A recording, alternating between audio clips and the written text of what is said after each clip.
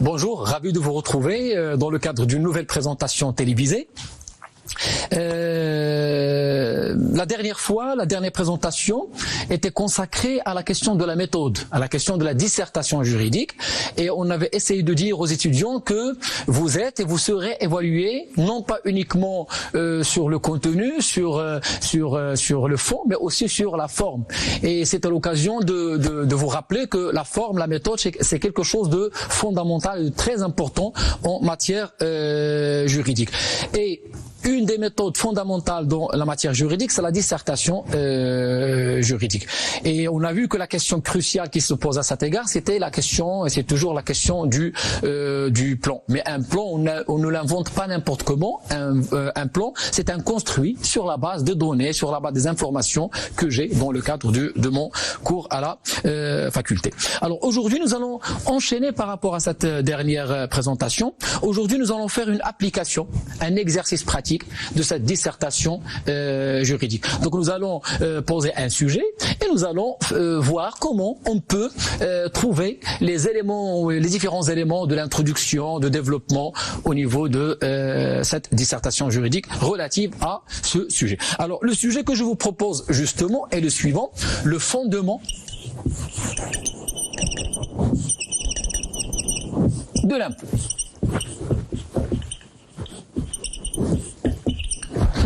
Le fondement de l'impôt, donc on a choisi un sujet de droit fiscal, donc ça peut être droit constitutionnel, droit pénal, droit commercial, etc. Donc on a fait le choix d'un sujet de droit fiscal, le fondement de l'impôt. Alors maintenant, si vous pouvez un peu revenir à vos prises de notes de la dernière fois, et on va partir en voyage par rapport à ce sujet, en passant par les différentes étapes de la préparation de la dissertation juridique. Donc, on a dit la dernière fois, la première chose, c'est de lire le sujet. Et on va le lire pour deux raisons. La première, c'est pour déterminer et localiser, identifier la question posée. La deuxième, c'est pour déterminer et encore une fois localiser les parties du cours qui répondent à tel ou tel sujet. Alors, dans ce cas, le fondement de l'impôt. Ce que je constate, c'est que le sujet est ouvert. Ce n'est pas un sujet question. C'est-à-dire votre enseignant n'a pas posé la question suivante. Quel est le fondement de l'impôt?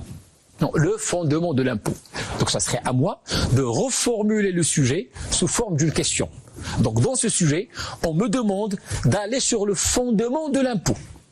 Sur le fondement de l'impôt. Donc je dois traiter le fondement de l'impôt. Je reviens sur mon cours de droit fiscal et je cherche les parties où on a traité, avec l'enseignant, où on a traité la question du fondement. L'impôt, on a vu pas mal de choses sur l'impôt. Les définitions, les types, le fondement, la TVA, l'IR, l'IS, on a vu pas mal d'éléments. Mais là, on vous demande pas de réciter le cours. Non, on vous demande de argumenter, de faire une démonstration sur le fondement de l'impôt. Donc voilà, j'ai localisé la question. Donc ça, c'est une question relative au fondement de l'impôt. Et deuxièmement, j'ai localisé, ou je vais devoir localiser, où se trouve la réponse à cette question dans le cours. Alors là, je reviens dans mon cours, je me rappelle que lors des séances relatives à la définition, à la compréhension de la notion de l'impôt, on avait défini l'impôt et on avait parlé sur le fondement de l'impôt. L'impôt, c'est un prélèvement opéré par voie de contrainte pour couvrir les charges publiques selon les facultés contributives des citoyens. Pour couvrir les charges publiques selon les facultés contributives des citoyens. Donc c'est ça un peu le fondement de l'impôt. Donc je vais prendre cette partie et je vais l'exploiter dans la réponse à ce sujet. Donc maintenant, sur la feuille de recherche, j'essaie de mettre les éléments que j'ai sur le fondement de l'impôt. Tout ce que j'ai retenu sur le fondement de l'impôt. L'intérêt général, les charges publiques, les facultés contributives, etc. Tout ce que j'ai retenu sur le fondement de l'impôt, je vais les mettre. Et par la suite, ce que je viens de mettre sur la feuille de la recherche, je vais essayer de le diviser, le classer sous forme de axes. Ce qu'on avait appelé dans la séance précédente des blocs ou bien des axes qui s'agencent, des blocs qui s'agencent, d'accord, qui s'interpellent. C'est-à-dire, je vais voir, est-ce qu'il y a des rapprochements possibles, des affinités entre certaines informations que je vais mettre sous forme d'un bloc et des affinités entre d'autres types d'informations que je vais mettre dans un autre bloc et ainsi de suite. Alors en revenant à ce que je viens de mettre sur la feuille de recherche, et bien évidemment en tenant compte de ce que j'ai compris dans le cours à travers les différentes explications du professeur, je me rappelle qu'on avait parlé de les facultés contributives,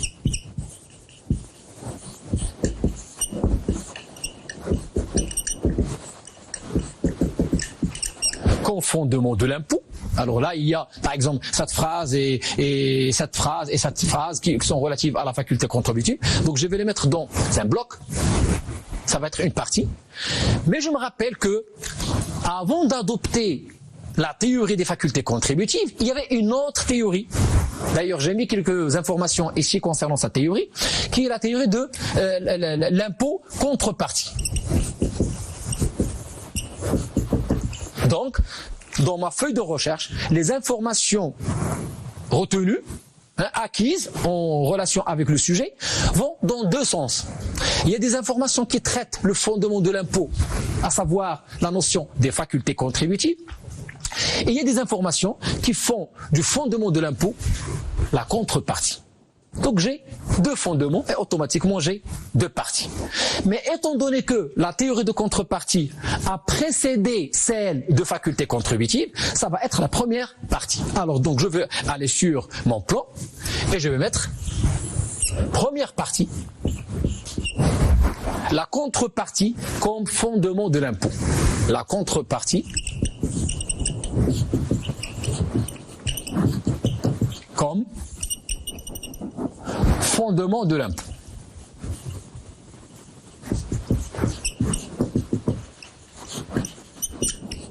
Première partie. Et bien évidemment, les facultés contributives vont être dans la deuxième partie. Les facultés contributives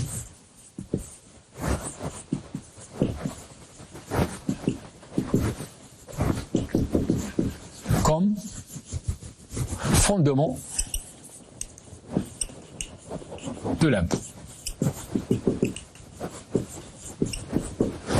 Comme fondement de l'impôt. Alors remarquez, même au niveau du style, il y a un équilibre au niveau du style utilisé. La contrepartie comme fondement de l'impôt, les facultés contributives comme fondement de l'impôt. Donc il y a un équilibre qui frappe aux yeux. Donc ça c'est fondamental. D'accord. Maintenant je vais devoir subdiviser la première partie et subdiviser la deuxième partie. Alors si je reviens sur la première partie, alors la théorie de la contrepartie. Alors premièrement, j'ai vu dans le cours que cette théorie a été défendue par un certain nombre d'auteurs, et non des moindres. Donc, je vais parler les partisans. Les partisans de la théorie de la contrepartie. Donc, j'ai pas assez de place. Les partisans de la théorie de la contrepartie. D'accord? Je vais par la suite détailler. Et je l'ai déjà sur ma feuille de recherche. Mais je sais aussi que cette théorie a été critiquée. Elle a été dépassée.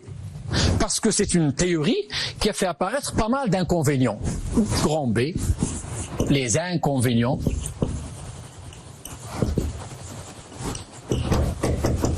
de la théorie de contrepartie comme fondement de l'impôt. Donc il y a un enchaînement logique.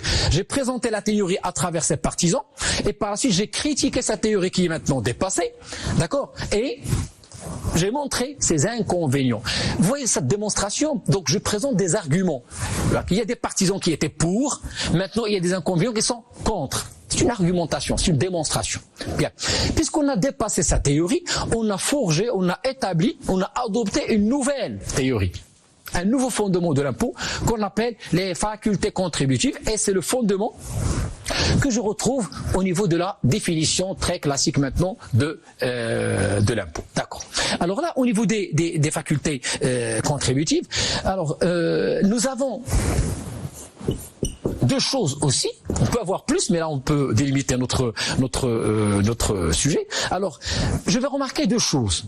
Premièrement, cette notion de faculté contributive, c'est essentiellement une théorie qui a été fondée dans le cadre du mouvement, ou bien du courant de solidarité, le solidarisme. Donc, la solidarité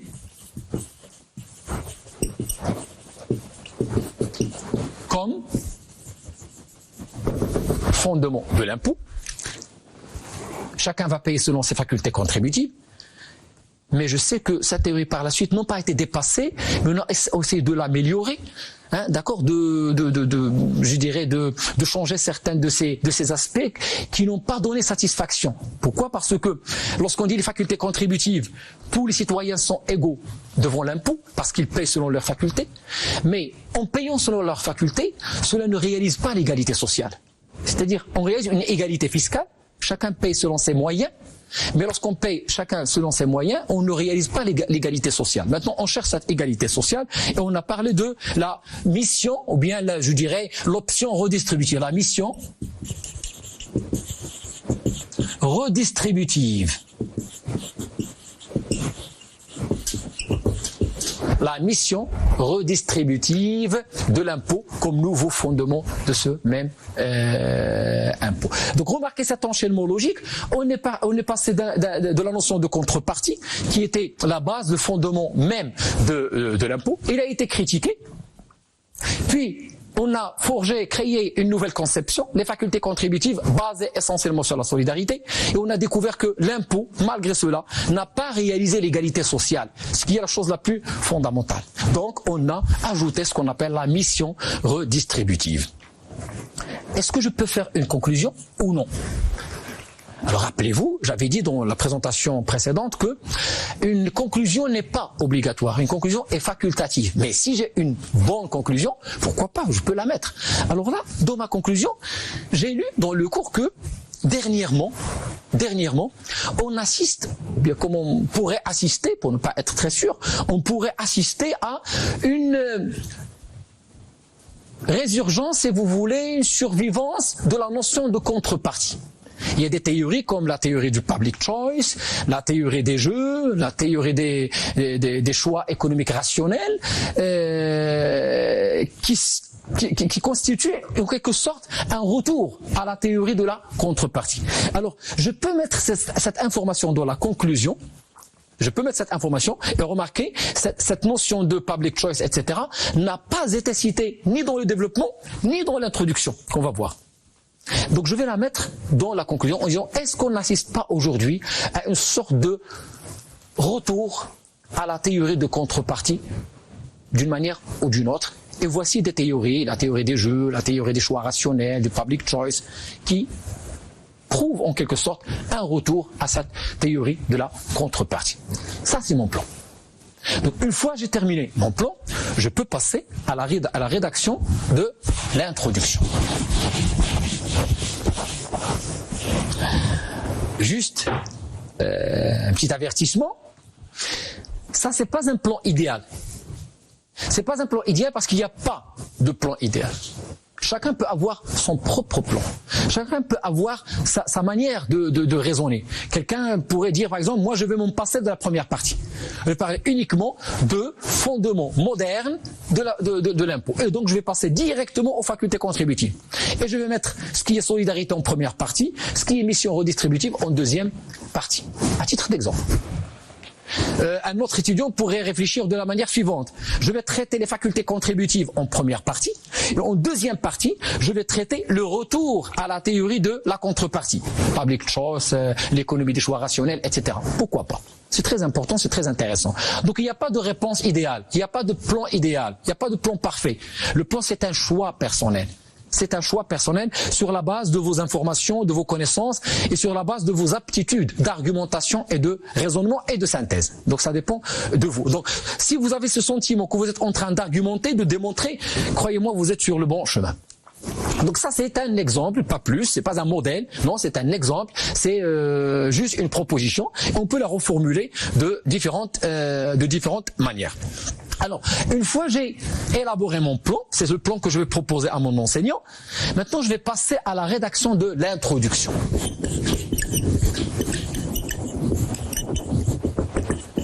rappelez-vous, dans le travail préparatoire sur la feuille de recherche, j'ai déjà mis des éléments, j'ai compris c'est quoi la question, c'est quoi le problème posé, etc. Donc ça va énormément m'aider dans la rédaction de l'introduction. Première chose dans l'introduction, une phrase d'accroche, une belle phrase, un stimulus. D'accord? Rappelez-vous la dernière fois, on avait dit, le stimulus, son objet, c'est de éveiller l'intérêt du lecteur, attirer l'intérêt du lecteur. Donc ça doit être une belle phrase, ça peut être une citation, un élément de l'actualité, un événement historique, un article de droit, bref, vous devez puiser dans votre culture générale. Alors là, je peux par exemple chercher dans ma culture générale une phrase que l'enseignant a citée une fois, ou bien que j'ai lu dans un article, dans un journal, etc. et que je peux utiliser pour introduire mon travail. Donc c'est la phrase qui va introduire l'introduction, c'est le début de l'introduction. Alors, ma phrase d'accroche, hein, le stimulus, qui va stimuler le lecteur, l'intérêt du lecteur, est la suivante. J'ai lu quelque part que le président américain Benjamin Franklin avait dit une fois que dans la vie, il y a deux choses évidentes, deux choses sûres, la mort et l'impôt. Il y a deux choses évidentes dans la vie, la mort et l'impôt. Et je commence par cette phrase. À mon avis, c'est une phrase qui stimule l'intérêt du lecteur, qui attire l'intérêt du lecteur et qui donne l'impression à mon correcteur que c'est que je suis quelqu'un qui a des informations, qui a une culture générale en matière de droit fiscal et de la fiscalité. Donc c'est très important. Donc je commence par ça. D'accord? Le stimulus, pour Benjamin Franklin, avait dit une fois que il y a deux choses évidentes dans la vie. Je ne suis pas obligé d'avoir la citation exacte, mais je peux la reformuler, la paraphraser. Donc il a dit une fois qu'il y a deux choses évidentes dans la vie, la mort et l'impôt. Et j'ai l'enchaînement logique. Je vais définir l'impôt. Justement l'impôt, je passe de la définition. La définition des mots-clés du sujet. Alors là, le mot-clé, c'est le mot impôt. Et je dois le définir. Alors là, je reviens à mon cours. L'impôt est un prélèvement obligatoire opéré par voie de contrainte, donc c'est la caractéristique fondamentale de l'impôt, par voie de contrainte, par la puissance publique, alors là je rentre dans le fondement, pour couvrir les charges publiques, l'intérêt général, etc., selon les facultés contributives des citoyens. Voici une bonne définition de l'impôt. Une fois j'ai défini l'impôt, d'accord, je me pose la question, implicitement, c'est pas la peine de la mettre dans l'introduction, c'est quoi l'intérêt, hein, l'intérêt du sujet. L'intérêt du sujet. En quoi est-il pertinent? Qu'est-ce que ça va vous rapporter, vous le lecteur, vous le correcteur? Qu'est-ce que ça va vous rapporter, la lecture de mon travail? Alors là, je peux dire pas mal de choses. Par exemple, je peux imaginer quelques informations. C'est que lorsqu'on maîtrise le fondement de l'impôt, pourquoi je paye l'impôt, ça crée un climat social tendre entre le régime fiscal, entre l'administration fiscale, le fisc, et le contribuable. Ça contribue à apaiser la tension et les litiges et les conflits entre l'administration fiscale et le citoyen. Et puisque je sais pourquoi je paye, ça permet de développer le civisme fiscal. Le civisme fiscal. Donc le citoyen qui accepte volontairement de payer sa fiscalité, de payer sa dette fiscale à l'État. Pourquoi? Parce qu'il sait exactement pourquoi il fait. Il connaît la raison d'être du paiement de l'impôt. Donc ça, c'est l'intérêt du sujet. 4. Là, je passe à la problématique.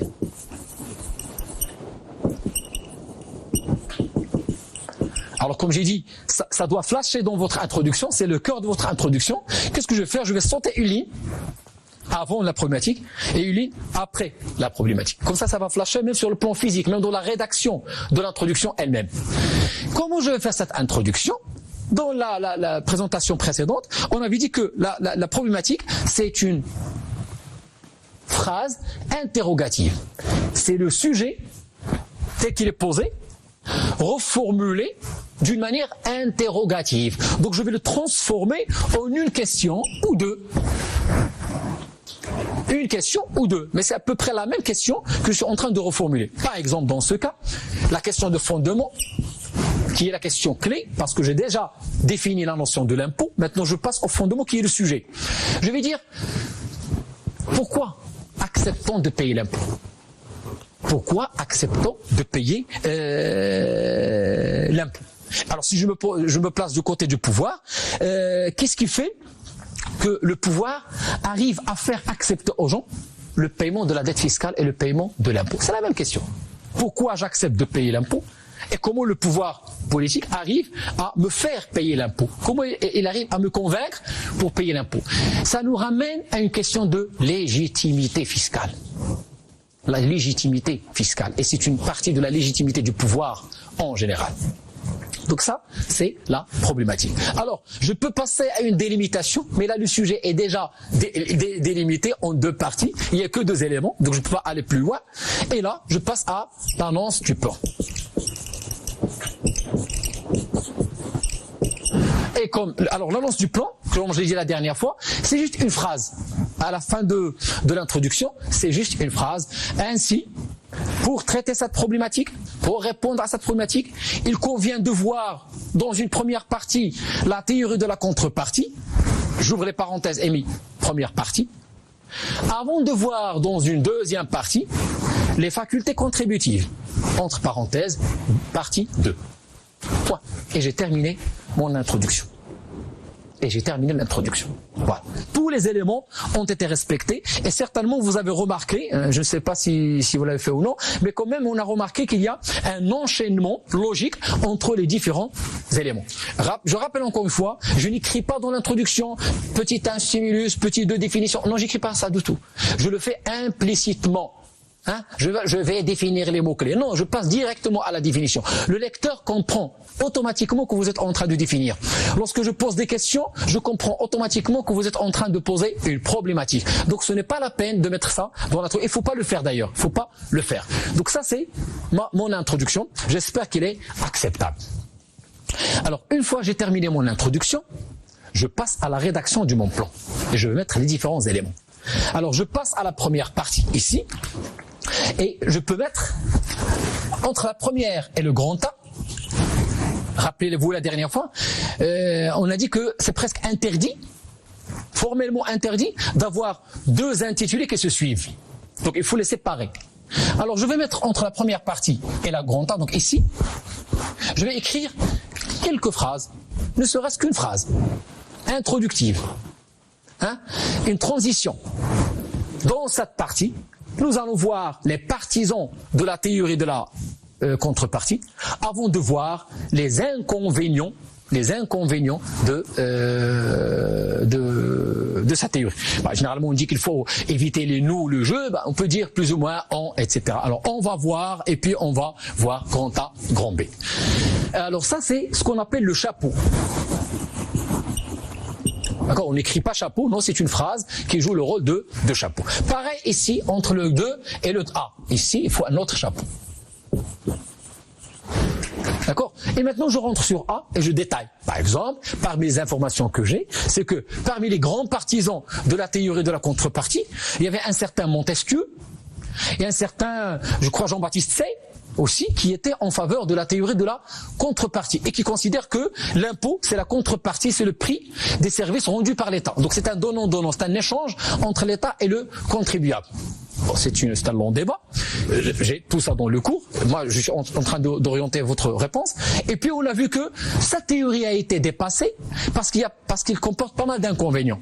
Pas mal d'inconvénients, d'accord? Pourquoi? Parce qu'il y a des services qui n'ont pas de prix. Prenons le cas de la sécurité par exemple, l'enseignement, la culture, les beaux-arts, les jardins, l'environnement. Ce sont des éléments qui n'ont pas de prix, qu'on ne peut pas estimer. Une estimation pécuniaire, c'est difficile, voire impossible. Donc on ne peut pas imaginer un prix entre le contribuable et l'administration fiscale. Alors pour plusieurs raisons, il n'y a pas que ça, on a dépassé sa théorie et je passe à la nouvelle théorie, les facultés contributives. Alors là, je parle du chapeau, que c'est la théorie qui a remplacé la première, et son objet, c'est que Elle apporte un nouveau fondement à l'impôt. Les citoyens payent selon leurs facultés contributives. Ce n'est pas un échange, ce n'est pas un donnant-donnant entre l'État et le contribuable. Ce n'est pas le prix des services rendus, non. C'est une contribution du citoyen à l'intérêt général, à la couverture des charges publiques et à la couverture des charges relatives à l'intérêt général. Voilà pourquoi je paye l'impôt. Donc c'est une contribution de solidarité à l'intérêt général et aux charges d'intérêt général. Alors là, je vais dans la grand A. Grand B, quand même, cette contribution aux charges d'intérêt général permet de mettre les citoyens sur un pied d'égalité par rapport à l'impôt. Nous sommes égaux devant l'impôt. Mais est-ce que cette égalité devant l'impôt a créé une égalité sociale? Maintenant, l'égalité sociale devient une obligation. Il faut utiliser l'impôt comme moyen de réaliser cette égalité sociale. On parle de la mission redistributive de l'impôt. Et cette mission redistributive sous forme d'exonération, mais surtout sous forme de services collectifs en faveur des citoyens, notamment les citoyens démunis. Voilà, j'ai rédigé mon travail. Et une conclusion, toutefois, dernièrement, on peut dire qu'on assiste à un retour des théories classiques de la contrepartie. Et je peux citer l'exemple du public choice, l'exemple de la théorie des jeux, l'exemple de l'économie des choix rationnels, où de plus en plus, on dit que le citoyen doit payer, mais en fonction de ce qu'il reçoit de l'État sous forme de service. Voilà, j'espère que cet exercice pratique vous a été utile. J'aimerais insister encore une fois que ce n'est pas un modèle. Ce n'est pas un modèle. C'est juste une petite expérience, c'est juste un petit exemple qu'on peut reformuler. L'objectif n'était pas de vous donner une manière parfaite de répondre. Non, une manière parfaite n'existe pas. Mais c'est juste de vous dire, voici les démarches, voici la technique qu'il faut utiliser pour pouvoir répondre à un sujet de dissertation juridique. Alors sur ce, je vous souhaite bonne continuation et à très bientôt, Inch'Allah.